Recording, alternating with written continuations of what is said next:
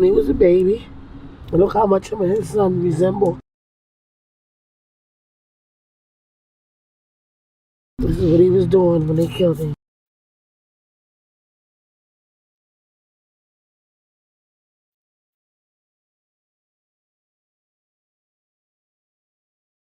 You don't expect to bury a child.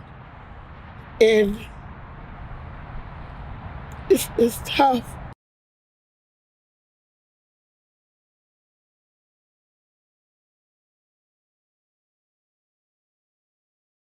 February the 16th of 2015, Jamar, he was murdered in Rose Hill Community Center and in Newcastle County. In a community center, which should be a safe haven. Seniors, Zumba classes, daycare, Boys and Girls Club, everything is in this building. And one person just walks in, shot him in his head, and walked right back out.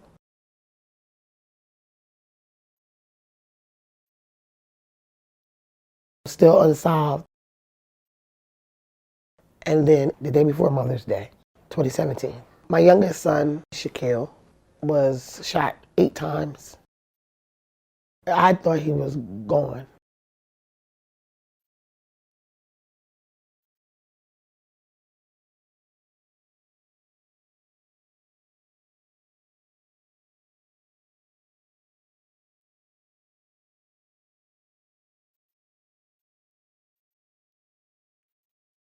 He was paralyzed. And those are my only 2 sons. One was murdered and one's paralyzed.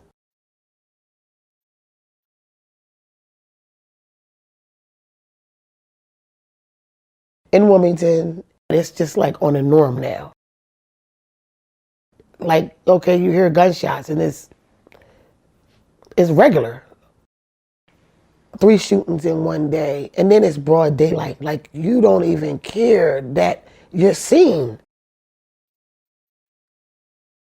I was on my way to clock in for a shift where somebody tried to take my life. Bullets pierced here, the left side of my chest, made its way, grazed the heart, punctured the lung. Life changed. I can't feel anything below the belly button.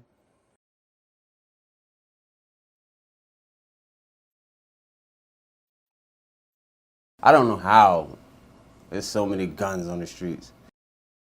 It's just too many of them. Every corner in any part of the city, it doesn't matter. The guns are around. Somebody has a gun and somebody's willing to get rid of one for a price. Whether it's Wilmington, Philadelphia, Kansas City, the streets are the streets. The urban city really don't have too much to offer the youth. Too many young kids have too much time on their hands and they're not using it productively. That's where the guns come into play. Poverty in the inner city is just horrible. The youth, they're not pushed to get a job. They're more pushed to sell drugs or buy a weapon and steal. I was a thief at one point, but I learned from it.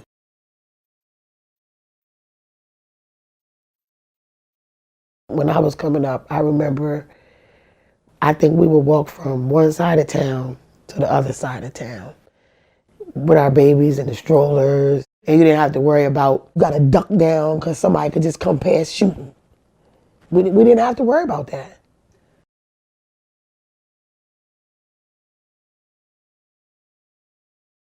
Guns are too accessible for young kids to get to them.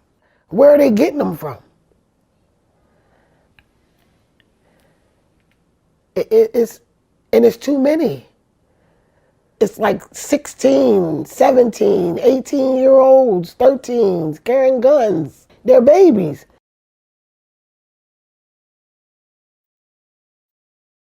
A perfectly normal life could turn upside down in the blink of an eye. In the blink of an eye. You could be walking one day and you could be in the chairs like mine's the next, or worse. Hopefully, I can help the youth make the right decision so they won't come down this path I came down. Young guys, right here. Guns, it's not the way to go. It's sad because it's people your age, younger, that can get access to guns so easily.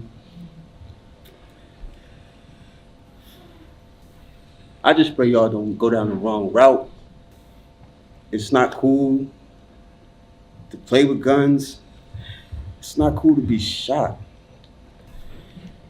Please, I'm talking to you guys right here, right in front of me.